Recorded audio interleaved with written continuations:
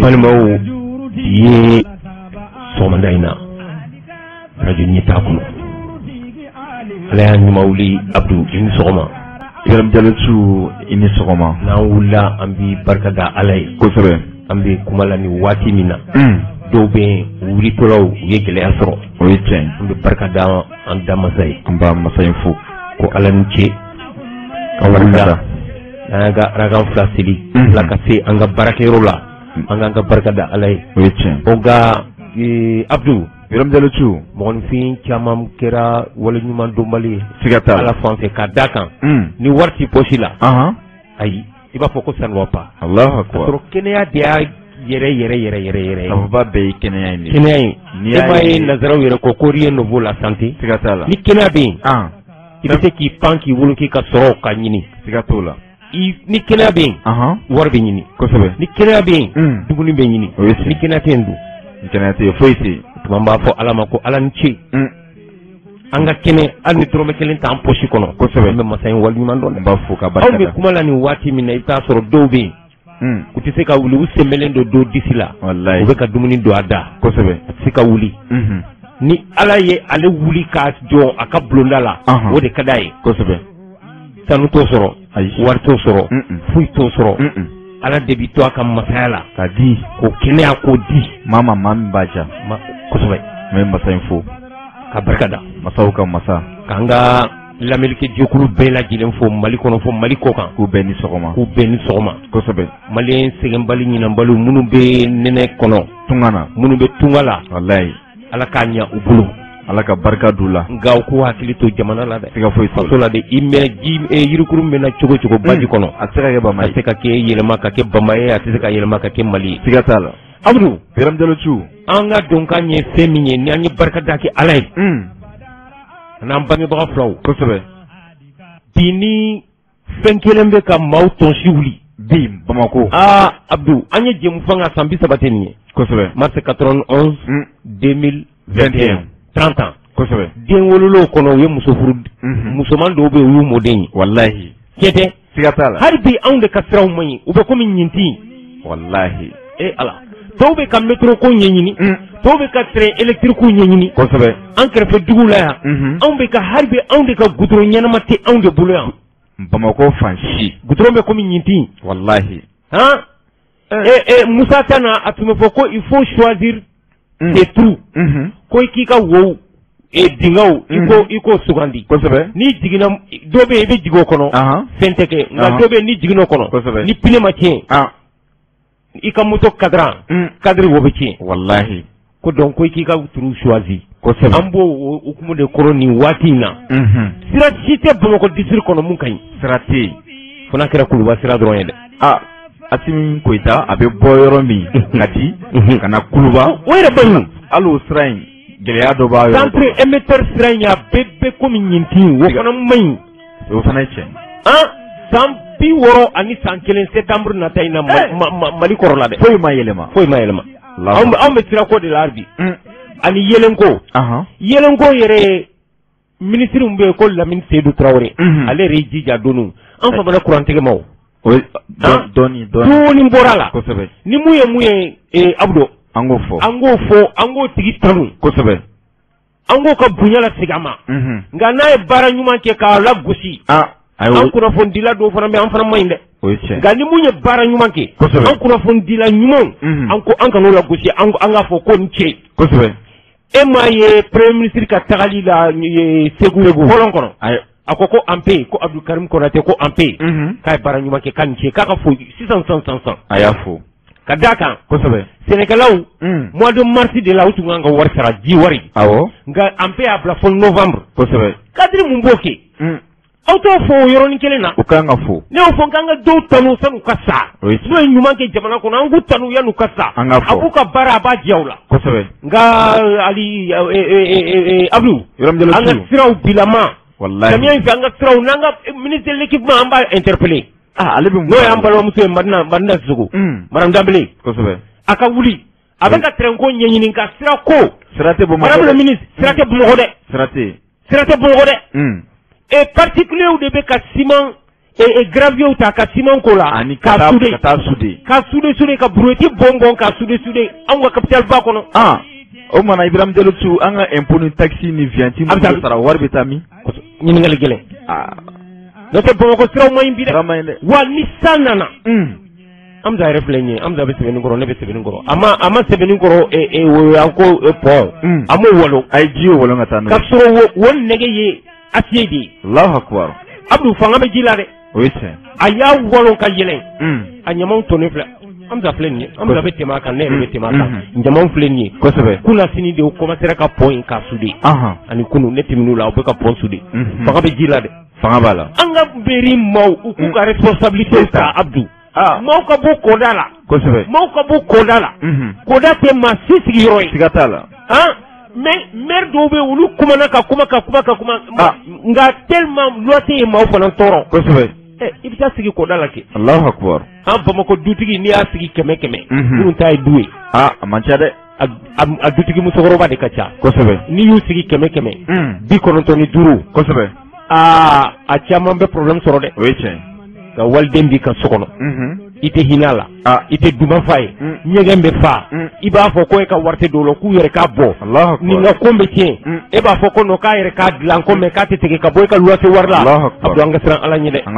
ko luwase mandi de wallahi ko luwase mandi de ala ka du no ya beye Bamako ya rabbi Bamako luwase geleya ye an bawde ditigi musokoro waw wallahi ira do yaw faw be fa oui c'est musokoro toro le pension talaw ni ye du keme sigi bi kono to ni segi anga chorba betara dube dutigi musokoro do ga foital u ka do ko dembu bolo u ka hina wal dembu nu be luwase la u ka so u ka hina wala de wallahi u ka hina wala de bi luwase sini dutigi de bi luwase sini dutigi de sikatala utuma anga dutigi musokoro bawo am pa nun ku ka sabali ku hakili sigi na fulo ko la ko sebe nyege fara ede kan kala bo ko tiena ede kan kala bo do ka yoro do tiena ede kan nga ba fo de ni be maso wele adla ni be ministre wele adla wala au ka sportif wele a konte ke ka bonne ka luwasi warla jibe do ere kan doka do buge ni samia yere la ube benwar de taka do shiso kono Allahu akbar ni sambe na Allahu akbar demsanu be boku Allahu akbar tengere fe ko so benwar nu be fa jibe digitoli fambe keleno kalo mana sa eviti joka war minula ka do buruja du kono Abdou a pe kasa kalo kelen bila kosebe I muso ka jege ke barama kono Allahu akbar ni barama ni jege ko koncha aba fo ko ja I banka nga kalo kelen sarade Allahu akbar ma tara salen sa ube uzame labi anga muso ko ba dutugu ka sabali u dembe o ka sabali de weche Abdou Biram Diallo ni mun dan o be falende o be fale nga jamfe nyuman dan de weche kete de muso bo bulo tenche bo bulo ko so yere be tungala ala gileman fana femi ibita soro bala muso kelen do furu sara ko ina kana fato kono olu be ba krefe olu e tasuma olu ni luase muso ko so be unyeta na be kenyoy wallahi su nenni klen nenni koroma tegeli nenni edu ni mbele ka du konala ala ya kalfai de la be luase de la ebo nenni muna Ibrahim Diallo boy faka du Ibrahim Diallo tu mamunu be luase la dun kono olu de be dutugu balo ko so be Bamako luase klan be de be dutugu balo olu bambarama ku sigi mo be taw kam manimoto war mi nyiningana olu sigi le me ku dawa ko de kono le 5 ni na ma di ebe nyuguda duwa Allahu akbar ebu ye du denye wari ite barala ke foila isi le metro ka wuli 10 heures ka munu sumale mi ina manga 20000 francs nga 15000 francs di ebe balo o to balo ay be plani la muna ubi ka plani musula Allahu akbar ko mbaw ko du kono aw man ka ne buya de be bore ka ta barake ka wo shi ka wari ni kana di ko balo ka kla ka aw ka musokoro aw ka maro taw de la Allahu jemba bi balo de la ko sebe enye tanay ne muso ebe ne muso ni ebe ne muso koroma tege ebe balo muso jugu Allahu akbar kada muka idume giri ni soba nunga ni sara ita do duguma ko sobe ni kaburu ye ka miri sirgo fla Ibrahim Diallo tu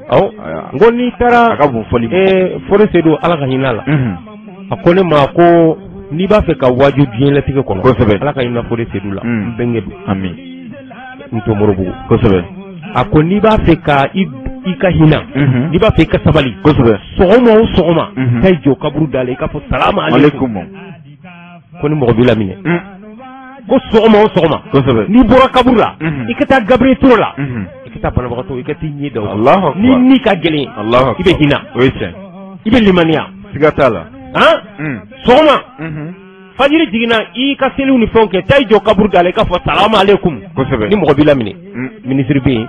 président bɛ yen waritigi bɛ yen waritigi bɛ yen fantan bɛ yen mɔgɔ si tɛ yen mun b'i laminɛ ko n'i bɔra o la dɔrɔn i ka taa Gabriel Touré la i ka taa don banabagatɔ jugu kan i k'u fɔ salamu alaikum k'u lajɛ ni ka gɛlɛn i bɛ hinɛ o don o tuma ala k'an hinɛ dutigi musokɔrɔbaw an ba ninnu u bɛ taa ka du in to yen cɛkɔrɔba taara cogo min ka du to aw bolo aw fana bɛ taa k'a to yen de awɔ denjugu minnu fana b'u bolo u fana ka hinɛ walidenw na minnu bɛ luwanse la u ka sokɔnɔla la mɔgɔ ni du tɛ taa dɛ Abu mɔgɔ ni du tɛ na mɔgɔ ni du tɛ taa siga t'a la o tuma an ka kuma laban ye fɛn min ye an balimamuso Madina Sisoko madame Dambele ministre de transport de l'équipement ko Bamakɔ ko goudron tɛ Bamakɔ dɔrɔn tɛ dɛ a dun bɛ k'i jija train ko la k'i jija sira ko la dɛ Iram Dalosu ale tɛmɛlen fana kɔfɛ min ye docteur Sogɛl Kukala Mayiga ye n'o ye marabolo ɲɛmaa ye ale yɛrɛ bɛ bɔ so ka tɛmɛ sira min fɛ ka taa ka baarakɛyɔrɔ la kosɛbɛ ɲa ye Allahu Akbar Ibrahim Dalosu sira tɛ yen dɛ a yɛrɛ dun bɛ tɛmɛ a la diɲɛ don o don ministre dun bɛ yen e ye ministre min ta baara kama sira ko baara ni ministre tɛ ka baara kɛ n'a tɛ se a bɔ i ka mɔgɔ wɛrɛ la na a banna Bamakɔ sira bɛɛ tiɲɛlen don ni samiya nana mɔgɔw bɛ kasara la mɔgɔw bɛ kɔlɔlɔ kɔnɔ sanga ni waati a sera dɔ ka bɔ o waleya ninnu na sa tabarikala Abdou bi nin ye an donkan ye maa mun bolo bɛ nɛgɛ karafe juru la o ye Amza Sidibe bi fila ani sɛnɛfɔ kelen o tɛ a ye fila olu ye n bɔra ye a Ibrahim Dalosu filaw dan t'u la tabarikala ne bɛ k'a fɔ n ko Asimi ye n bura ye Ibrahim Bura de Ibrahim Dalosu tabarikala an b'u fo ne y'a fɔ cɛkɔrɔba don ɲɛna a don a ko cu ko in ne ka di dɛ ne ko n ko n'i ye maninka cɛkɔrɔba n'i ye maninka du ye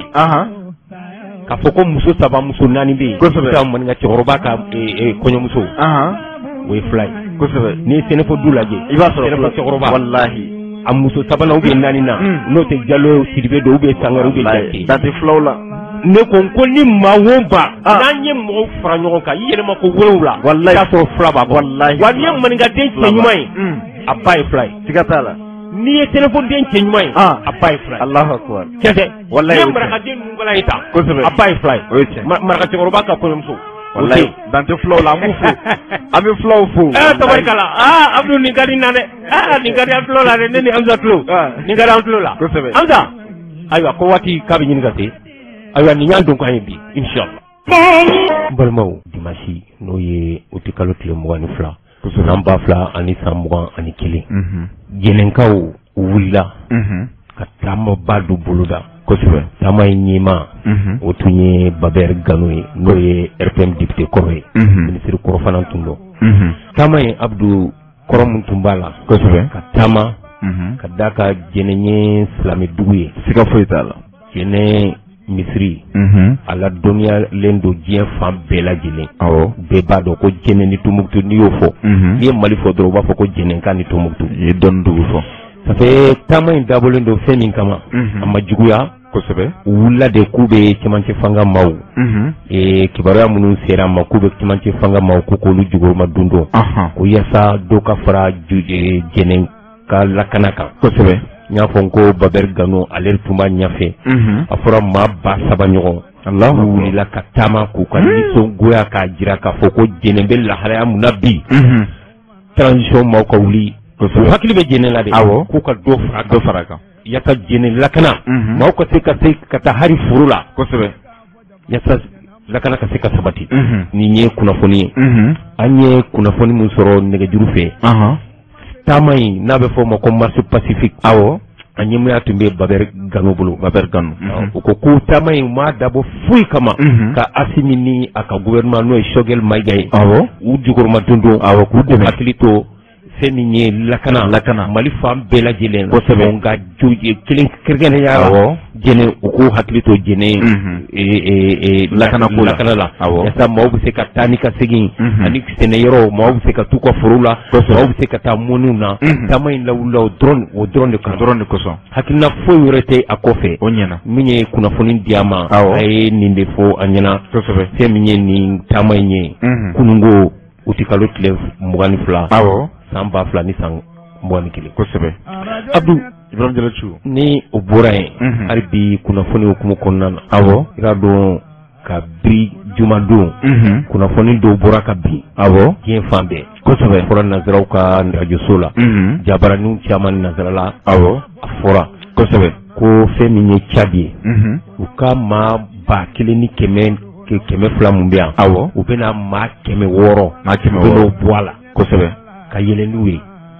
nka u ka kumalasela min ye a kuma kɛ a ko nin ma dabɔ foyi kama ko nin tɛ foyi bɔ Tchad ni G5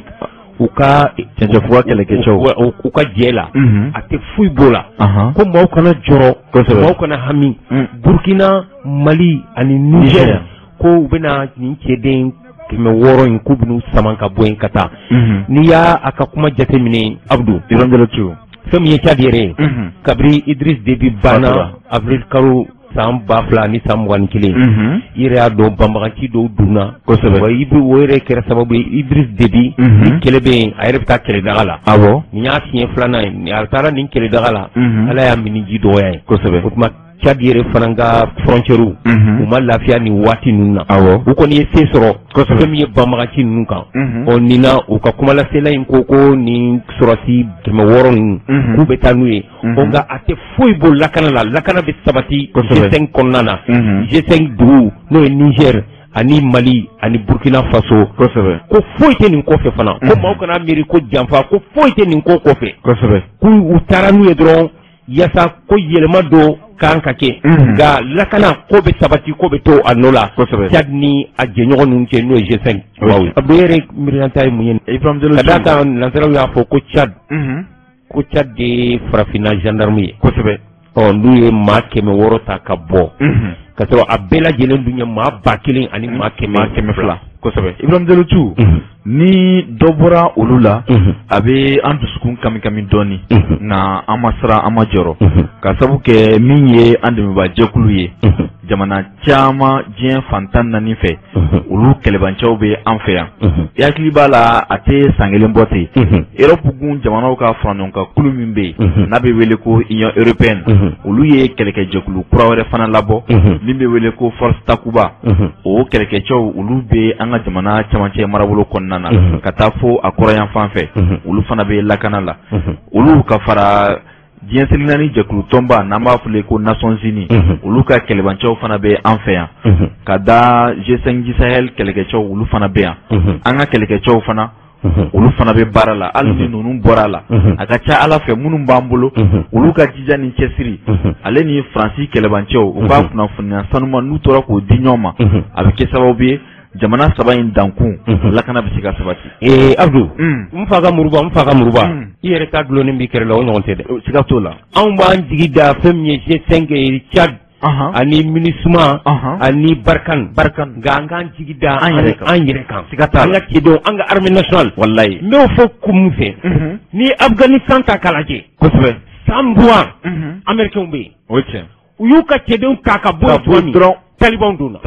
u ye yɔrɔ bɛɛ minɛ sisan hali an filɛ ɲɛ kuma la yɔrɔ min avion baden de bɛ Kabul avion jigiso la ka drone ta ka taa n'u ye kunun ko maa 7 sara pankuru jigi kɛnɛ kan u ye ɲɔgɔn digidigi k'u bɛ don avion kɔnɔ an k'an jigi da an ka cɛdenw kan an ka armée nationale an ka faamaw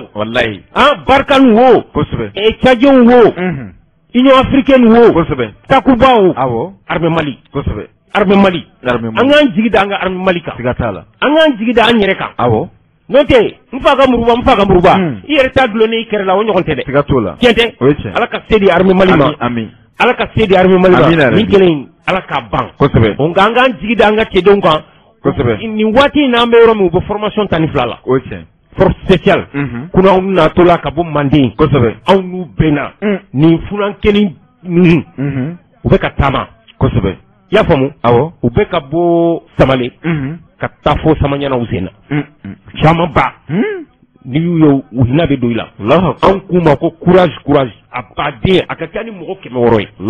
bɛ formation na u bɛ formation na force spécialement an jibu kan an b'u jukɔrɔma don an dun hakili la fana k'a fɔ an ka armée a bɛ se sɔrɔ siga foyi t'o la wa a b'a kan fana awɔ an kana an jigilatigɛ kosɛbɛ cɛdenw b'an bolo yan dɔw bɛ formation na dɔw nana anw yɛrɛ kunnafoniw bɛ u ye denmisɛnnin pilote camanba de bila ka taa formation na o ɲɛna avion fana bɛ sira la ka na tuguni kɛlɛkɛ avion awɔ o tuma an bɛ a fɔ Asimi ani Sogɛl kosɛbɛ lakana ka sabati dɛ u k'u jija o la dɛ u k'u jija lakana de la o de ye priorité élection wo maire élection wo président élection wo a bɛɛ fo lakana sabati ni lakana ma sabati a bɛ se ka élection foyi tɛ se ka kɛ minnu bɛ k'a fɔ ko élection ko guerre tun bɛ Afghanistan ko élection kɛra guerre tun bɛ yan fɛ ko élection kɛra élection tɛ se ka kɛ Segu région yɔrɔ dɔw la ayi a tɛ se ka kɛ Mopti yɔrɔ dɔw la a tɛ ku i la a tɛ se ka kɛ Gawo yɔrɔ dɔw la siga t'o la a tɛ ku aw la ka taa ni vote kɛ sɛbɛnw ye yɔrɔ dɔw la a tɛ ku i la ala ka lakana sabati fɔlɔ kosɛbɛ an ka lakana sabati n'o ye sécurité ye ni sécurité sabatira ko bɛɛ ka ɲi o ye tiɲɛ jate o ye tiɲɛ taga ni segin bɛ nɔgɔya urnu bɛ taa ka taa yɔrɔw la ka sɔrɔ mɔgɔ dangaraw la batigi bɛ na batigi kɔnɔna de la élection bɛ se ka kɛ an ka wuli élection an ka kɛ an bɛ mun élection kɛ élection bɛ kɛ min parti politique kunnafoniyaw y'a dɔgɔkun laban yɛrɛ la a fɔra ko parti politique 60 ni kɔ i b'a dɔn Ibrahima Jalo an ka jamana kɔnɔ parti politique 224 de bɛ yen nka 60 ni kɔ olu de wulilen don k'u jɔ ko fo diyagoya kalafili ka kɛ n bɛ na fɛn min f'i ye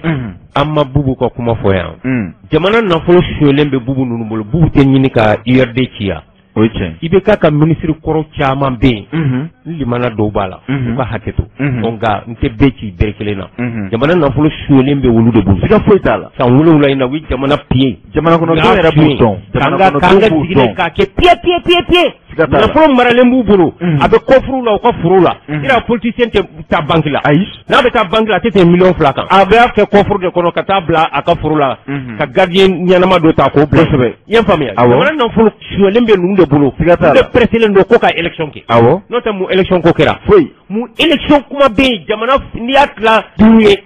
3 minɛlen don siga t'a la mɔgɔw ka pantalon bɛ ka tigɛ an balimamusow n'an baw bɛ fɔ k'olu ka finifinman diyagoya la ni élection ko an bɛ élection kɛ bi Bamakɔ district kɔnɔ Bamakɔ district dɔn ani Kayi fan dɔ fɛ n'o tɛ a bɛ kɛ min ani Sikaso fan dɔ fɛ a se ka kɛ Segu a se ka kɛ Mopti a se ka kɛ Gawo a se ka kɛ Kidal Tawudeni Menaka a se ka kɛ ninnu si la Alahu Akbar an ka tiɲɛ fɔ kosɛbɛ n'an y'o tiɲɛ fɔ yan sisan u b'a fɔ ko non ko Asim ninnu ye wari d'an ma i tɛ mɔgɔ défend n'u ma fɔ k'o ye dɔɔni d'i ma k'i b'a ka tigi jamana tiɲɛna kosɛbɛ ala k'a hakili ɲuman ami Abdou yasa ka lakana kosɛbɛ a tɔ dafa awɔ ira dɔn ɲinan Asura kosɛbɛ an dusukun kami na o kɛra ka da kan Asura don an ka golomasiri taba don finitigilakaw kosɛbɛ u binna jan dɔ kɔnɔ juguyara ka da kan maa 15 fo maa 17 kosɛbɛ n'i tora la o ye tiɲɛ nka an y'a mɛn ka fɔ jalatigiba dɔw fana taara kosɛbɛ k'a fɔ ko tun bɛ to nin yɔrɔ in k'a lajɛ k'u bɛ taa pankuru na kosɛbɛ an y'a mɛn k'a fɔ ko dugumamaw n'o ye homme de troupe ye kosɛbɛ k'olu ma sɔn ko furugufurugu donna u ni ɲɔgɔn cɛ Ibrahima Jalo i n'a fɔ i y'a fɔ cogo min na dugu min bɛ n'a bɛ wele ko Nukara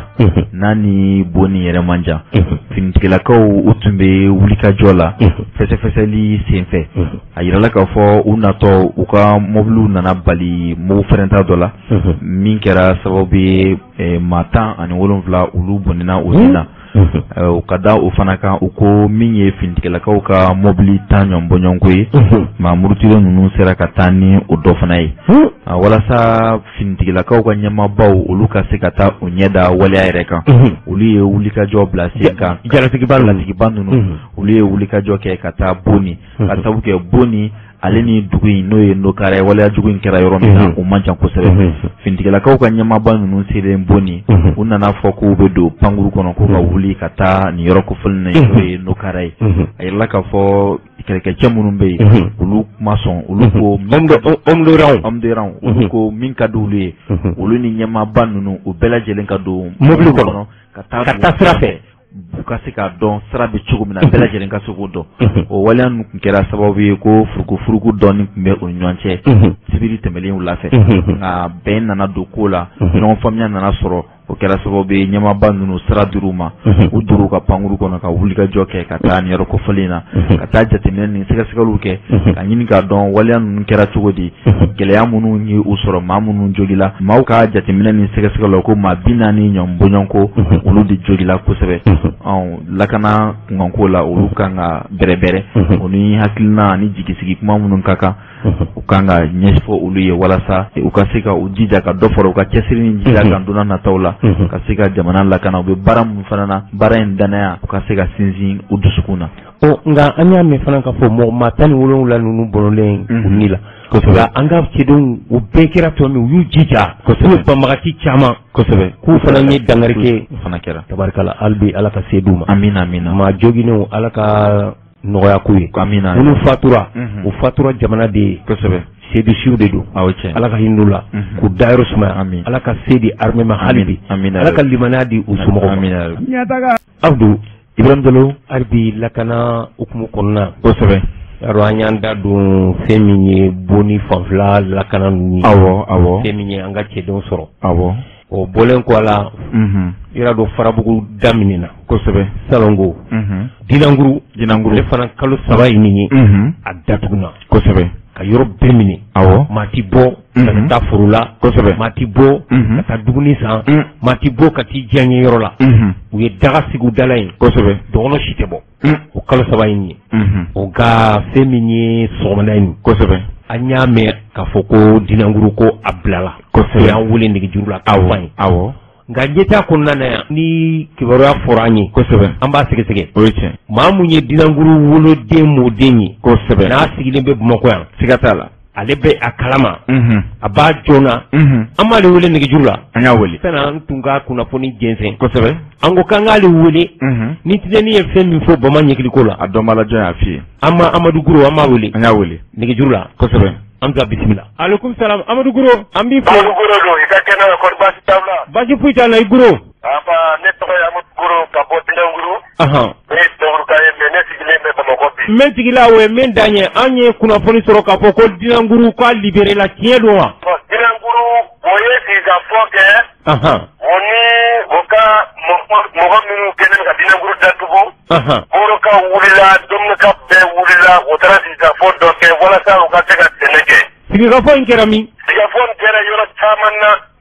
o ye dɔw kɛ Koro o taara dɔw kɛ Dɔɔri fanfɛla la o taara dɔw kɛ Dinanguru fanfɛla fana na sisan komi samiyɛ sera mɔgɔw dɛsɛlen bɛ ka sɛnɛ kɛ o ni mɔgɔ jugu minnu b'o yɔrɔ in na yen donc mɔgɔw bilala u ni ɲɔgɔn cɛ walasa u ka se ka kuma ɲɔgɔn ye bɛɛ ka se ka taa ka sɛnɛ kɛ a ko laban na u sigira ka kuma u bɛnna ko k'a to u ka don Dinanguru n'o u b'u ka don Dinanguru u bɛ taa u ka fɛnw kɛ ni Dinangurukaw ma fɛn f'u ye u bɛ don Dinanguru u bɛ taa mun kɛ yen e ko k'u bɛ don Dinanguru u bɛ don Dinanguru u bɛ taa mun kɛ yen olu yɛrɛ bɛ don Dinanguru la k'a sɔrɔ u tɛ parce que an ka mɔgɔ juguw de faralen bɛ olu kan ni an balima minnu kun sigilen don an ka mɔgɔ juguw de faralen b'u kan donc an ni olu bɛɛ y'u ka an ka denmisɛnniya kɛ ɲɔgɔn fɛ an bɛɛ kun bɛ yen mais ni n'u nalen min kɛ u farala u kan dugu den jugu dɔw voilà olu de farala juguw kan sisan ka Dinanguru datugu mais alhamdulilayi rabbil alamin Dinangurukaw ka cɛsiri ani Dominikaw ka cɛsiri fɛ u ka mɔgɔ jugu minnu taara fara ninnu kan u y'u wele ka kuma n'u ye donc fo ka fɛn kɛra a fɔra Dinanguru bi yɔrɔ yɔrɔ ka di i ye i ka taa i ka na ko foyi t'a la bi tabarikala i bɛ don cogo min na i bɛ bɔ o cogo kelen de la mais mɔgɔ ninnu ka sigikafɔ parce que u bɛ min fɔ bi ani u bɛ min fɔ sini kelen tɛ ɲame suguna don de o kumakan voilà parce que ni o bɛ fɛn dɔ fɔ bi ani sini min b'o kɔnɔ o tɛ kelen ye kosɛbɛ donc mɔgɔ degunnen n'i ye fɛn dɔ fɔ a ye a b'o minɛ k'a lajɛ fɔlɔ n'a kɛra cogo min na n'a kɛra sigi k'a fɔ bada ye alhamdulilayi an bɛɛ bɛ ala tanu parce que kɛlɛ tɛ foyi ɲɛ an bɛɛ ni ɲɔgɔn cɛ kosɛbɛ mais u ka kuma kɔni o y'a fɔ yɔrɔ min na u b'a bila yen an kɔni y'o bɛnkan min kɛ an b'o bɛnkan kɔnɔ bi kɔni Dinangurukaw bɛɛ taara u ka sɛnɛ na Dinangurukaw b'u ka sɛnɛ kɛ bi kɔni o tuma sɛnɛ daminɛna Dinanguru sɛnɛ daminɛna maaw bɛ taa foro la foyi t'a la bɛɛ bɛ taa foro la foyi t'a la kumale kɔfɛ kɔni foyi t'a la bɛɛ bɛ taa foro la. Tabarikala. O kɔrɔ ye sisan bɛɛ k'i kumakan batu. Non si tɛ kuma si fɛ sisan bɛɛ bɛ taa ka ci la. Parce que kuma in kɔnɔ o y'a fɔ ko mɔgɔ minnu bɛ burusi kɔnɔ parce que bɛɛ b'o kɔnɔ dingɛnkuru kɔnɔ ka taa u ka sɛnɛkɛyɔrɔ la. Ko olu bɛ se ka na dingɛnkuru wa. Ko problème foyi t'a la o ni kasi tɛ o ni maa si dingɛnkurukaw ni ɲɔgɔn cɛ tɛ kasi foyi t'o ni maa cɛ. Tabarikala. Ni min bɛ taa yɔrɔ min na i ka taa la ni min bɛ segin yɔrɔ min na i ka segin la. Tabarikala. Mais o ka fɔ kuma ɲɔgɔnya. N'a labanna kɔni a tɛ taa ɲɛ. Ala k'o kɛ. Min yɛrɛ mais o ka kuma tɛ laban. An yɛrɛ o kɔnta kuma kɔni an bɛ yɔrɔ min sisan o bɛɛ kɔni bɛ kɛ ka sɛnɛ kɛ mais o ka kuma de tɛ laban n'a sabatila a ka taa ɲɛ. Ala ka sabati. An b'an fo arajo ɲɛtaa mɔgɔw n b'an fo ne yɛrɛ de kan ka taa bɔ aw ye. Ala ka basigi dɔn Dinankuru. Ami. Ala ka basigi dɔn Dinankuru. Alhamdulillah bɛɛ bɛ taa o bɛ na. Ni dɔgɔnɔw ma saɲɔ sɛnɛ to tɛ dun dɛ. N ko ni dɔgɔnɔw ma saɲɔ sɛnɛ n ko to tɛ dun dɛ. To tɛ dun dɛ ni dɔgɔnɔw ma sɛnɛ kɛ to tɛ dun dɛ. Ala ka lafiya don ya Rabbi Ala k'aw kan bɛn. Ya Rabbi. Ala ka Mali bɔ nin dingɛ in kɔnɔ ya Rabbi. Ala k'a bɔ nin dingɛ in kɔnɔ. Ya Rabbi. I guro. Marhaba. An b'i fo. O diyara n ye. Ba. N'i y'a ye san 1991. Kosɛbɛ. Wulikajɔw kɛra.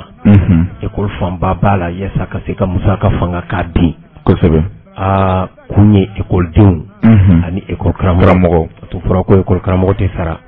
Kalo 5 kalo 6 maaw ka kuma la comme ne m'a mɛn a da Ala ka hinɛ la ko Musa ko ni mun bɛ kalo 5 kalo 6 kɛ ko n'i tɛ sara ko i ka baara bila ne kɔni m'a mɛn a da nka ne kɔrɔw école karamɔgɔw u tun bɛ nin kuma fɔ nka kabiri Musa minɛna san 30 filɛ nin ye kosɛbɛ ma hakili juru carilen don ko hali bi Mali école produit Mali l'écoleden i y'a faamu kosɛbɛ écoleden ɲɛnamaw tɛ ka da kan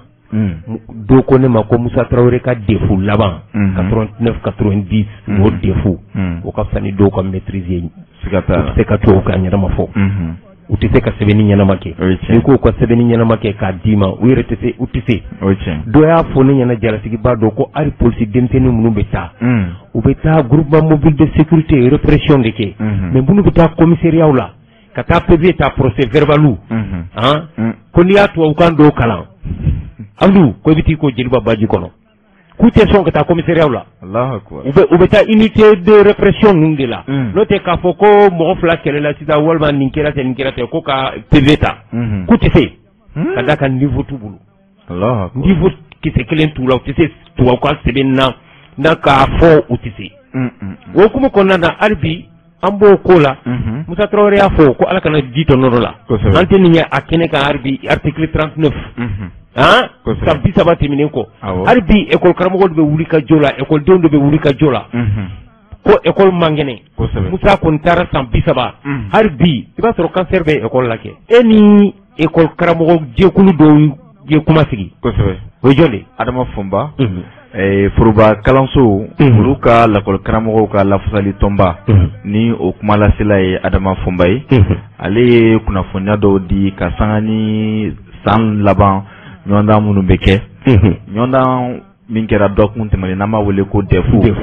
Adama Fɔnba ka jateminɛw la a ko Mali ta kɛra maloyala ko ye ka sabu kɛ min ye ɲɔgɔndan labɛn cogoya ye olu lakɔli karamɔgɔ forobataw olu kɛlen ko k'u bolo bɔ baara la jamanatigiw ye maa minnu wele ka ɲɔgɔndan ninnu labɛn u ma se a kɛcogoya la o tɛmɛnen kɔfɛ ko min ye denmisɛnninw ka sijɛw ye ko o sɛbɛnfura ninnu ko marabatigɛ sɔrɔli gɛlɛyala ni sijɛ sɔrɔli ye ka sababu kɛ sijɛ tun bɛ fan bɛɛ yɔrɔ o yɔrɔ n'i taara i b'a ye ka da o fana kan yɔrɔ dɔw yɛrɛ sijɛw tɛ kelen ye n y'a mɛn dɔw da ko Kaɲɛba ni Kayi ko tɛ kelen ye ko nin y'a siɲɛ fɔlɔ ye Mali kɔnɔ n'a fɔra examen ɲɔgɔndan ye national de a bɛ kɛ Mali fan bɛɛ min bɛ di Bamakɔ yan o kelen de bɛ di Sikaso o kelen de bɛ di Kayi kelen de bɛ Tawudeni fo Kidali ɲinan ta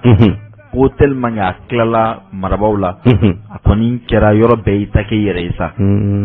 ko bɛɛ jaabi suguya bɛɛ bɛ se ka bɔ ɲinan DEF kɔnɔ olu lakɔli karamɔgɔw k'a kun fɔra ko olu de man ɲi olu ka n'u sen bɔ a la k'a to Choguel Kokala Mayiga a n'a ka maaw bolo nka Abdou Adama ka kuma in maa minnu taara surveillance la ngolu fana ye école karamɔgɔw de olu tun bɛ kɛ n yɛrɛ ye écolesow de la siga t'a la a tɛ komi adama fɔnba ninnu ma kalan ni minnu ye surveillance kɛ u kalannen tɛ n'u ye mais minnu c'est à dire an kana fɛnw la gosi quoi minnu fana taara surveillance la ayi olu tɛ dingɛlabɔlaw ye koyi tiɲɛ tiɲɛ la an ka kow fɔ a si la u bɛ k'a la gosi de n'o tɛ privé maître de taara ka taa lakalani kɛ n'o maîtrisarw b'u la kosɛbɛ tiɲɛ tɛ siga t'a la fɔ ma kodi tugun o kɔfɛ a ko ni docteur Sogɛli Kokala Mayiga a b'a fɛ ka jamana jɔ n'i b'a fɛ ka jamana jɔ jamana tɛ se ka jɔ cogo si la ni kalan t'a la nka olu ka jateminɛw la Sogɛli Kokala Mayiga kɔni kalanko tɛ a fɛlata ye kalanko y'a fɛlako ye Sogɛli Kokala Mayiga il a toujours été premier major de sa promotion ala taara Moscou il a été major de sa promotion maa dɔw bɛ yen an kana olu la gosi a ye doctorat sɔrɔ cogo di a ye deuxième partie sɔrɔ cogo min a taara Moscou ka taa kalan kɛ ka taa télécommunication kɛ il a un doctorat d'état en télécommunication ne bɛ deli k'a fɔ yan ko Sogɛli mɔgɔw b'a dɔn politique mɔgɔ dɔn mais c'est un ingénieur c'est un ingénieur télécom munna u y'a bila AMTPR la parce que a bɛ nɛgɛjuru de dɔn le réseau de Bamako Sogɛli de y'a schéma kɛ Bamako réseau téléphonique Sogɛli de y'a schéma kɛ bon an bɛ se k'a fɔ cogo di ko i ma don kalan na Sogɛli filɛ place min na mun y'a lase a ma kalan kɛ Sogɛli kalannen don Adama Fɔnba aw m'a ɲininka an y'a ɲininka an ka jigin a la an ka jigin ka fara ɲɔgɔn kan kalama ko Adama Fɔnba syndicat de l'éducation signataire du 15 octobre 2016 maître fɛn fɛn min bɛ yen n'u tulo b'an na nin wagati la k'u fo k'u waleɲuman dɔn u bɛ yɔrɔ o yɔrɔ nin wagati la k'u fo k'u waleɲuman dɔn kimɛni minnu bɛ ka kɛ sisan an y'a fɔ minnu ko a ye école maître to ye ko surveillant b'an bolo an t'a surveiller bi bɛɛ y'a ye min bɛ ka kɛ bi devoir domicile ka fisa n'a ye surveillant dɔw tɛ se k'u tɔgɔ sɛbɛn u b'a la ko anw minnu fɛnnen don anw ka écoledenw de b'u ka surveillant dɔw tɔgɔ sɛbɛn tellement que sujet kɛra bɔrɔfara ye marabatiga yɛrɛ sɔrɔli o ka gɛlɛn ni a ye a bɛ fɔ ko sujet ko kɛra a fɔra ko bɛɛ ka t'i ta k'i ka yɔrɔ la et que a bɛ sujet yɛrɛ bɛ ka sɛbɛn tableau la image dɔw cira ma sujet minnu cilen don tableau la o yɛrɛ kabako don donc an b'an yɛrɛ ɲininka an bɛ jamana sugu jumɛn kɔnɔ min kɔni bɛ ka kɛ nin nin de ye examen ye Sogɛli n'a ka mɔgɔw fɛ an hakili t'a la n'an delila ka nin ɲɔgɔnna examen kɛ fɔlɔ nin ɲɔgɔnna examen kolon an ma deli ka maîtres k'u fo parce que minnu ko maîtres bɛ se ka remplacer bi min bɛ ka kɛ bi o kan ka bɛɛ wasa k'a fɔ maîtres tɛ se ka remplacer n'i ko k'i bɛ maîtres remplacer i bɛ ko wɛrɛ de kɛ i tɛ se ka baara ɲuman kɛ c'est pas possible et bi Mali fan bɛɛ n y'a fɔ an ka kuma tɛmɛnenw na an b'a fɔ bi an bɛ segin a kan ni mɔgɔ min hakili la ko i bɛ se ka taa refondation na ka taa refondation na jamana in kɔnɔ ka kalanko to kɛrɛfɛ i bɛ ka dɔ wɛrɛ de kɛ peut-être que tu veux aller à la refondation de ta famille et pas la refondation du pays parce que jamana tɛ se ka kɛ o cogoya la ka école maître to kɛrɛfɛ c'est pas possible ka di n ye an ka kuma mouvement syndicat de l'éducation kan parce que Sogɛli taara n'a ka PAG don min na PNT la ne ye ɲininkali minnu kɛ n na olu ma kɛ dugu la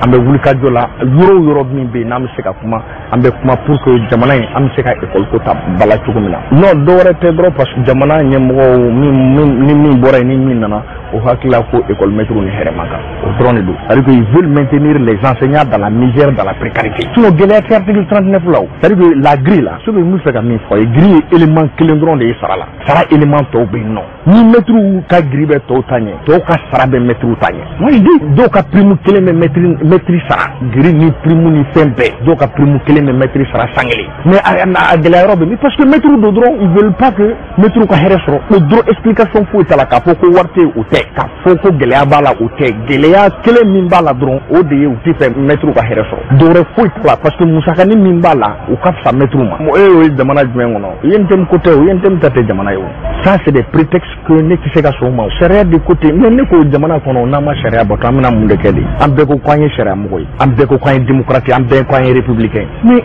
sariya yɛrɛ labɔ surtout école ko la ne ko mun de ka fisa école ko ma dɛ wari jumɛn de ka ca école ko ma tu sais jamanaw anw bɛ gɛlɛya min kɔnɔ Mali la jamana caman y'a kɛ o bɛɛ ye caman ye gɛlɛyaw suguya dɔn mais jamana o jamana bɛ yen bi i bɛ se k'i ɲɛsin jamana ba fɛn o fɛn ma k'u bɔra nɔgɔ la u bɔra nɔgɔ la ni kalan de et l'école c'est-à-dire que un enseignement de qualité a un prix i tɛ se k'a fɔ k'i bɛ taa kalan ɲuman na ko maître ko kɔngɔ bɛ maître la o i tɛ se k'a fɔ k'i bɛ kalan ɲuman kɛ ko wari t'o la o l'école a un prix un enseignement de qualité a un prix ni mɔgɔ min bɛ fɛ k'o faamu i k'o faamu ni min tɛ fɛ k'o faamu i k'o faamu l'école a un prix un enseignement de qualité a un prix et les enseignants aussi ont droit au bonheur il faut que les gens comprennent cela et ce que an bɛ ka min ɲini ça c'est le minimum moi je dis ni ye fɛn fitinin de ye fitinin jamana in bɛ se ka min kɛ école-maître ye fitinin ni ye fɛn fitinin de ye jamana in bɛ se ka min kɛ école-maître ye kalanko la gouvernement ni kɔlɔlɔ o kɔlɔlɔ bɔra nin ko la responsable fila t'a la Choguel n'a ka gouvernement ani Assimi c'est les responsables de cette situation k'a fɔ maître bɛɛ ye fɛn o fɛn min bɛ ka kɛ nin ko la qu'il ne se sente pas responsable ni de près ni de loin parce que il faut que mɔgɔw k'a faamu yanni ni décision ta an ni Choguel ye ɲɔgɔn ye a numena dɔrɔn an n'a ye ɲɔgɔn ye ale yɛrɛ de y'a ɲɛ a y'an wele k'an ka taa primature la an taara min b'an fɛ an y'a ɲɛfɔ a ye nin ko in kun kan bien avant cette décision c'est pas que an bɛ ka an tɛ baga mɔgɔ ma koyi nous on est contre personne Choguel a juguya tan kɔnɔ an n'a tɛ ɲɔgɔn sɔrɔ foyi la mais min ye école ko ye min ye maître ka hɛrɛ ko ye maître ka droit ko ye mais ni nana k'i b'i sen bila o la an tɛ se ka sɔn o ma o bɛ k'o de fɔ n ko kɔlɔlɔ t'a la c'est à dire que juste gouvernement mun tɛmɛna mun bɛ yen miirila kelen de don c'est à dire que ils veulent cultiver cette doctrine k'a fɔ ko maître ka to gɛlɛya kɔnɔna na e b'a dɔn grille unifiée in bɛ bɛn musaka min ma état kɔnɔ grille unifiée nin o bɛ ka min fɔ nin ye a bɛ a musaka i b'a musaka da dɔn bon voilà taa Choguel ɲininka o la parce que a sera maître ma a bɛ o kumaw bɛ fɔ gɛlɛya foyi t'a kɔnɔ gɛlɛya o gɛlɛya min b'a kɔnɔ u t'i fɛ maître ka hɛrɛ sɔrɔ u b'u fɛ ka maître lajaba u b'u fɛ ka maître lamaloya et maître min m'o faamu il faut que ko faamu an bɛ baara min kɛ an ka balo an ka baara la hɛrɛ la k'a sɔrɔ an ma malo mais mɔgɔ min tɛ se ka balo i sara la o et don o don e tɛ malo dangan na o aw bɛɛ somɔgɔ ye maître bɛ condition min na aw t'a dɔn jamana in kɔnɔ mais n ka welewele da ka ɲɛsin maître fɔlɔfɔlɔ de ma k'a fɔ maître ye fɛn fɛn kun bɛ yen ko ils étaient hésitants ni examen kɛra tan est ce que k'a f'u ye ko bi min bɛ ka kɛ u bɛɛ b'a dɔn hali an ka devoir domicile ka fisa ni ye administrateur scolaire ceux là minnu bɛ k'u jɛngɛ ka fɛn fɛn k'a kɛ i n'a fɔ k'olu de ye administrateur baw ye k'a f'u ye ils peuvent pas être plus administrateurs que les administrateurs civils administrateurs civils sera grève là pour l'amélioration de leurs conditions de vie et de travail donc qu'ils se ressaisissent u k'u yɛrɛ filɛ maître de ye et k'a f'u ye mɔgɔ si tɛna maître ka ɲɛtaga kɛlɛ kɛ ni maître yɛrɛ tɛ fɛn bɛɛ b'o jira an na bi o fɛn bɛɛ b'o jira an na bi k'a fɔ u k'u bolo di ɲɔgɔn ma nin kɔfɛ mot d'ordre min bɛ yen min bɔra kɔsa in na o de ye k'a fɔ nin baara minnu bɛna kɛ minnu bɛna nin papier corriger maître si ka n'i bolo don a la c'est à dire que nin tɛ syndicat ko kɛlɛ dɔrɔn ye dɛ c'est à dire que c'est une lutte pour la corporation i ye administrateur scolaire ye o i bɛ fan o fan nin y'i ka kɛlɛ de nin y'i ka kɛlɛ de nin papier ninnu mɔgɔ man k'i bolo don na dɛ o denmansaw an y'o denmansa kelenw wele yan maison de l'ancien na yanni bi cɛ parents d'élèves ka association wele maison de l'ancien na AEM wele yan les fêtières de la presse ka wele yan politique mɔgɔw k'u wele yan association k'u wele yan yanni bi cɛ mɔgɔ tɛ se k'anw jalaki koyi mɔgɔ min bɛ yen min bɛ se ka kuma anw kɔfɛ bi i kɔni bɛ kuma parce que maître jalakili ka di ye mais anw bɛ association fɛn fɛn dɔn ko min da bɛ don école ko la an y'a bɛɛ wele yan yanni bi cɛ k'a f'u ye nin bɛ yen n'a kɛra tan a ma ɲi dɛ an ka wuli k'an jɔ min bɛ se min na o k'o kɛ donc anw bi jalaki foyi t'anw kan ni fɛn o fɛn min bɛ yen bi Choguel n'a ka gouvernement de ani dedew olu de ka baara don et le reste des membres du gouvernement ni jalaki bɛ yen ni mɔgɔw bɛ fɛ ka taa mɔgɔ wɛrɛ nɔfɛ u ka t'olu nɔfɛ ni min bɛ ka kɛ nin anw sen t'a la bi an sen t'a la sini donc k'a fɔ maître papier minnu bɛ ka bɔ nin u bɛ ka minnu sosa ta mɔgɔ si ka n'i bolo don a la min b'a ko b'a corriger welewele da kan kɛ inspecteur an y'a mɛn kunnafoni sera a ma k'a fɔ inspecteur dɔw bɛ k'an ka mɔgɔw wele ka pression k'u kan k'u b'u tɔgɔ kɛ nin papier ninnu correction ko la k'a f'u ye k'u k'a dabila an delila ka nin ɲɔgɔnna ye fɔlɔ ni ne ye Mali kura ye examen an kɔni ma deli ka ni nin kɔni ye kura min ye an kɔni ma deli ka nin ɲɔgɔnna ye fɔlɔ parce que n'i bɛ mɔgɔ fɛ i bɛ tiɲɛ de fɔ a ye n'i tɛ se ka tiɲɛ fɔ mɔgɔ ye i n'a ka jɛ nafa jumɛn de b'a la kura an bɛ ka taa kura sansi jumɛn fɛ parce que kura dɔw bɛ olu fana ma ɲi dɛ mais n'an bɛ ka taa kura jumɛn na parce que il faut k'an k'o tiɲɛ fɔ ɲɔgɔn ye o école ko kɔnɔna ça c'est pas bon k'aw fo k'aw wale ɲuman dɔn. n'aw mana bamanangatigi ni mana n'aw mana tiɲɛ kun ma fɔ b'alu. Abdou yɔrɔmdɔlɔtu aramafoma bɔlen kɔ a la kosɛbɛ an ye fɛn min ye Amza Sidibe kosɛbɛ an y'ale fana ci jɛkulu wɛrɛw tun bɛ place de l'indépendance la primature k'a daminɛ place de l'indépendance la ka taama ka taa primature la premier ministre ka daga la juma olu fana y'o taama kɛ kosɛbɛ école ko jɔyɔrɔ bɛ bɛɛ de la n'a fɔ i kɛra président ye école karamɔgɔ y'i kalan i kɛra ministre ye école karamɔgɔ y'i kalan i kɛra député ye école karamɔgɔ y'i kalan i kɛra journaliste ye école karamɔgɔ y'i kalan bonya bɛ mande bonya basegin de an ye bonya lasegin école karamɔgɔ ma hali n'a sɔrɔ wariko kelen don k'u hawuja Amza de tugunew taamakɛlaw fana kɔ ka taa fɔ primature la Amza Sidibe ye fɛn min sɔrɔ an tɛ kuma di a yɛrɛ ma kosɛbɛ. Mon père, Ibrahim Diallo e b'a kalama, Abdou Ouattara e fana bɛ a kalama. Lamɛnnikɛlaw aw y'a seere k'a fɔ Mali kalanko a bɛ waati jan bɔ. An bɛ se k'a fɔ san 10 laban in kɔnɔna na k'a fɔ gɛlɛyabaw olu donna a kɔnɔna na. Gɛlɛya ninnu bɛ tali kɛ fɛn caman na nka nin waati laban ninnu na bakuruba la an bɛ se ka min fɔ o ye école-maître olu ka article 39 o kumaw de bɛ sen na o gɛlɛya de bɛ Mali faamaw ani école-maître ni ɲɔgɔn cɛ école-maître ko article 39 fo ka a di olu ma comme a fɔla jamana faama dɔw fɛ ko a bɛ d'u ma u n'a ka kan jamana faama minnu bɛ yen nɔ ka fɔ olu bɛ baara la nin waati in na olu y'a yira ka fɔ article 39 a dili gɛlɛyaw bɛ a kɔnɔna na i n'a fɔ o kumaw ta ni ka segin na cogo min na nka o m'a to fɛn min ye kalanden somɔgɔw ye olu kɔni sigila olu ko olu bɛna wuli ka jɔ kɛ wulikajɔ min b'a to ka fɔ ni maa fila bɛɛ ni o ye gouvernement jamana marabaaw ani école-maître olu se ka bɛn kelen kan cogo min na k'u tɛgɛ di ɲɔgɔn ma walasa denmisɛnw olu ka kalanko bɛ se ka ɲɛnabɔ cogo min na wala nin ye tɔn ye walima nin ye jɛkulu kura ye jɛkulu min b'a la ka fɔ nin y'u siɲɛ fɔlɔ ye u ka bɔ ka taa ka ŋanajira kɛ jamana faamaw la ka fɔ olu bɛ yen nɔ wa u b'a fɛ fana denmisɛnw ka kalan u b'a fɛ fana Mali kalanko a ka ta ba la o jɛkulu in a tɔgɔ ye ko CZAM collectif de soutien aux efforts et à l'autorité de l'État malien. Juma tɛmɛnen na min bɛnna utukalo tile 20 ma ka daminɛ boulevard de l'Indépendance la ka taama kana cité ministérielle la ni o ye jamana marabolo ɲɛma ale ni a ka marabolo tɔw olu bɛ dagali yɔrɔ min na u nana ka papier di jamana gouvernement ɲɛma ma ni o ye Dr Choguel Kokala Maïga hali ni a sɔrɔla Dr Choguel Kokala Maïga a ka directeur de cabinet ale de bɔla kana ka kuma u fɛ fɛn min b'a fɛ k'o ɲɛfɔ u ɲɛna kalanko in na ani u b'a fɛ u ni école karamɔgɔw u ka jɛ ka baara kɛ cogoya mun na a ye o ɲɛfɔ. N b'a daminɛ fɔlɔ ka barika da ka taa se tigi masa ye jumadonba in na a k'an filɛ ka sinana ka jamana ko suma an nana wula in na k'a sen bɔ a kɔrɔ an b'a fo ni ko an b'a fo n b'a fo jamana tɔgɔ la ani minisirimaw ka ɲɛmaa tɔgɔ la a ye ka kuma na a da sera yɔrɔ fila ma fɔlɔfɔlɔ o ye fanga min bɛ sisan b'a ko camancɛ fanga filanan o ye kalankɛ ko ta fa ye camancɛ fanga ta fanfɛla la a yɛrɛ y'a dɔn a ma nɔgɔn nka fangaw ma fara ɲɔgɔn kan a du bɛɛ min kan ka kɛ o na kɛ a da sera ekɔli ko ta fan ma n y'o de fɔ funanw ka kan na n'i ko ekɔli ala barika la ne bɛ yɔrɔ min na bi ni maa min bɛ se k'a da don a la ka ɲɛ ne b'o mɔgɔw la ka d'a kan kabi san 1967 ni 77 anw bɛ lakanani la fɛn t'a la bilen an ti min dɔn o de y'a to gɛlɛya min b'a kɔnɔ o nana gɛlɛya wɛrɛ sɔrɔ ye o gɛlɛya min bɛ ni maa caman t'o kalama denmisɛnnin minnu bɛ jamana ɲɛfɛ bi san 7 san 8 u san 10 ye u ti kalan kɛ o ye gɛlɛya fɔlɔ ye furakan ka sɔrɔ o la gɛlɛya filanan an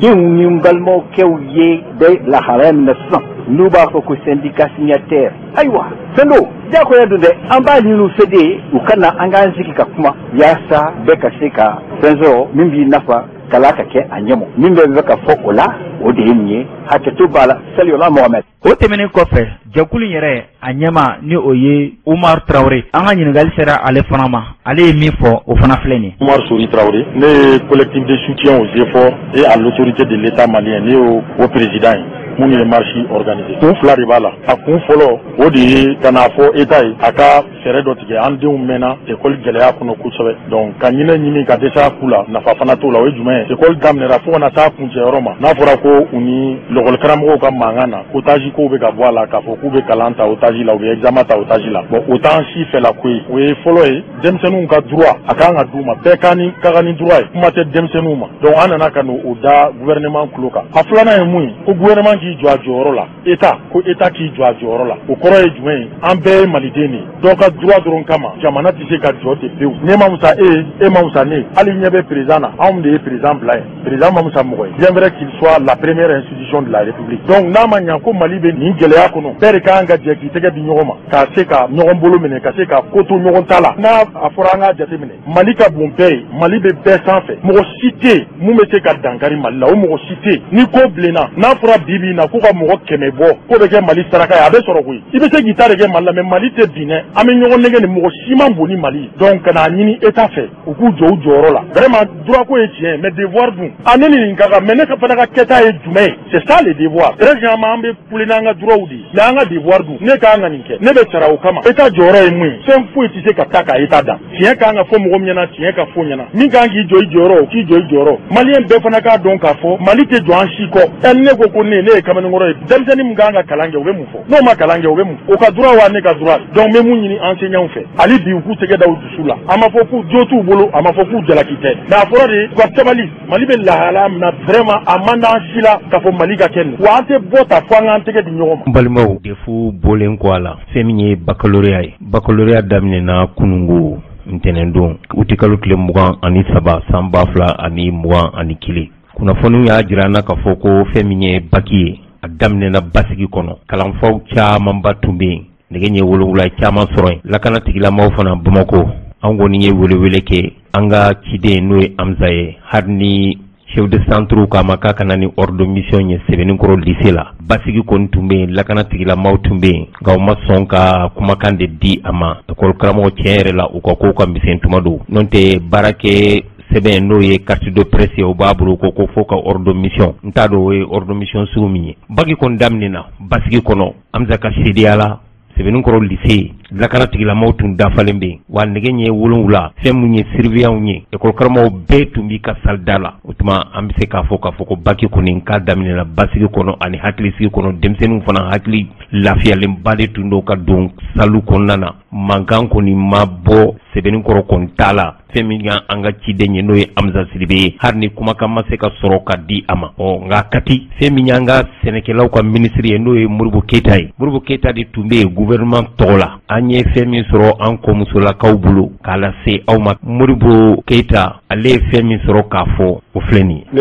y'a sɔrɔ yan fɛn bɛɛ ɲɛnabɔlen don surveillant bɛɛ bɛ yan écoledenw bɛ yan sujet fana nana sɔrɔ u bɛ yan n yɛrɛ de y'a dayɛlɛ pour que k'a d'u ma an bɛ min fɔ dɔrɔn école karamɔgɔw ka surveillant k'u ka baara k'a kɛcogo la pour que an bɛ min don kɔrɔlen n'o ye copierli ni olu ka se ka dabila an y'a fɔ écoledenw fana k'u hakili sigi u ka sujetw kalan u ka sujetw traité parce que sisan u bɛ yɔrɔ min na n'u bɔra nin na u bɛ taa université de la n'u bɔra université la u bɛ taa kɛ baarakɛlaw de an mago b'u la sini pour que ka Mali dilan. Bi don in vraiment diyara an bɛɛ ye denmisɛnninw ka se k'u ka baki kɔni kɛ n'a fɔra ka kalan kɛ san bɛɛ ko san laban tuma ko denmisɛnninw tun bɛ se k'u ka timɛ sɔrɔ o ka gɛlɛn dɔɔni dɛ hali bi an b'a ɲini bɛɛ fɛ acteurs bɛɛ fɛ an b'a ɲini maîtres fɛ hali minnu ma sɔn ka participer u k'a kɛ ala kama u kana denmisɛnninw bila ten denmisɛnninw y'an ka fɛn bɛɛ de ye maîtriya man nɔgɔn maîtriya ka gɛlɛn ale de bɛ baara bɛɛ kɛ i tɛ hɛrɛ sɔrɔ a kɔnɔ fɔlɔ fo n'i bɔra n'i ye Mali jateminɛ bi fɛn fɛn jamana in mara bɛɛ tɛmɛna école karamɔgɔya fɛ n'i ye assemblée nationale lajɛ bi fɛn fɛn b'a kɔnɔ n'u bɛ loi di na école karamɔgɔ ka ca la dɛ donc hali bi an b'a ɲini u fɛ karamɔgɔ tɛ batara ko ye manamɔgɔ tɛ bɛɛ se ka k'a ye. Balimaw a b'a dɔn baki a daminɛna san min baki daminɛna juillet 1948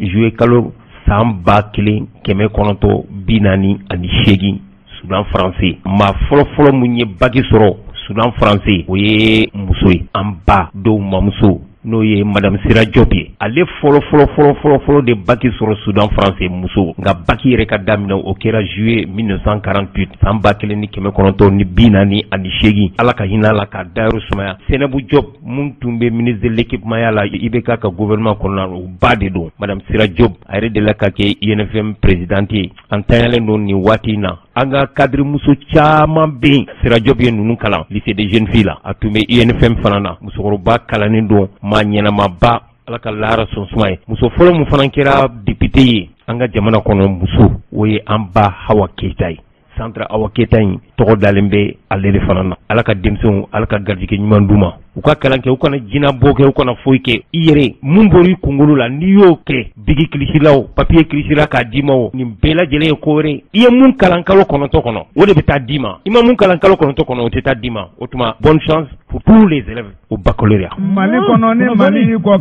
Abdou Ibrahim Diallo fɛn min ye juma tɛmɛnen ye kosɛbɛ ji donna maaw kan sira kabiri dɔgɔkun jan fɛ ji bɛ ka don maaw kan Abdou ji t'a boli sira bila ayi terrain tɛ rayi kɔnɔ labila n'i y'i jɔra i kɔnɔ terrain bɛ mun k'i la i yɛrɛ b'o dɔn ji fana t'a boli sira bila n'i taara so jɔ ji boli sira la ji bɛ don i kan dɛ Abdou mairia tɛ dɔrɔn ni kɛra maire ye n kana n ka dugukolow feere dɛ mairia t'o ye dɛ o juma ji donna Samalenkaw kan a fitiri u ye nɛgɛjuru banban k'u ka maire wele n'o ye Nuhu Kelepili ye a taara tuma min fitiri ni safo cɛ a yɛrɛ ye pantalon yɛlɛn k'a fɔ dugumɔgɔw ye k'an ka fɛɛrɛ kɛ k'an ka senni dɔ kɛ yaasa ji ka bɔ ji ye dɔw ka so bin u ka minɛnw ni fɛnw u y'a bila goudron de sanfɛ maɲumako tun don nka o tibiri maire ye machine bila ka taa ka caniveau senni daminɛ ka d'a kan Chinois ye sira mun dilan Manden sira in na a caniveau danyɔrɔ de b'a la o de y'a kɛ ji donna maaw kan ji tɛ boli ten kosɛbɛ nka maire ye machine bila ka taa kaniwo k'a sen fo kilomètre 1 ni ko yaasa ji bɛ don mɔgɔ minnu kan o ji ka jigin kaniwo kɔnɔ ko ni fo bɔra a bɛ a kɔnɔla bɛɛ lajɛlen kɛ fara ye nka anw ye yɔrɔ in bɛɛ lajɛ ka baarakɛlaw lajɛ ka dugu mɔgɔw ka don kan minnu ji don minnu k'u lajɛ. Ne tɔgɔ Zumana Kamara an bɛ dugu jumɛn yan de ba dugu Samalen ye dugu min don an t'a fɔ ko Manden dugu fɔlɔ don mais Manden dugu kɔrɔba don ka sababu kɛ mun ye Ɲarew Bamakɔ olu jatigi de ye yan masarenw ye yan masarenw de ye Bamakɔ tu tigɛ ka Ɲarew lasigi dugutigi min ye yan tu tigɛ n'a bɛ f'o ma ko Banba o de kosɔn a dara Bamakɔ la ko Banba ka kɔ o taradili de nana ni Bamako ye o ye kuma kun fɔlɔ ye sisan an jɔlen filɛ nin ye yɔrɔ min nin ye mun baara ye nin ye maire kɛlɛpili ka baara ye nin yɔrɔ min filɛ nin depuis goudron dara du bɛ Samalen tilebiyan fan fɛ a dutigi bɛɛ bɛ kasi la ne ye bɔgɔso jɔ a bɛ bin a ka taa san 10 ani kɔ ye maire si tɛ yen n'a bɔra Faɲɔ Abilayi la ko maire min bɛ yen n'a ma nin ye Samalen kelen tɛ dɛ a bɛ tilebinfɛ dugu bɛɛ la mais Ala y'a kɛ o don na ji dara nin kan ka na ne fɔ ne ka dilan ne ye n jɔlen to yan de jamaba la bɛɛ bɔra an ye baramaw ni fɛnw cɛ ka nun kɛlɛbili wele adamaden n'i y'i ka baara dɔn a bɛ fɔ k'i kɛra hɔrɔn ye nun kɛlɛbili ye hɔrɔn ye layurutigi don ne y'a wele a ko ju a fɔ Samalenkɛ ye k'u y'an makɔnɔ n bɛ baara min na n b'a bila san n bɛ na san wa o kɛra waati jumɛn o kɛra tile 6 ye bi ye tile fɛ ka su kɛ a kɛra fitiri wagati an y'a wele fitiri wagati o y'a sɔrɔ ji ye yɔrɔ bɛɛ cɛ i ma nin so binnen bolibagatɔ nana an sɔrɔ yan a yɛrɛ nalen a tun ko an ma ko an n'ale ka jɛ ko ka ji sira bɔ an bolo la ne ko non an diɲɛni ma o la Ala na kira kama depuis 2011 kɛra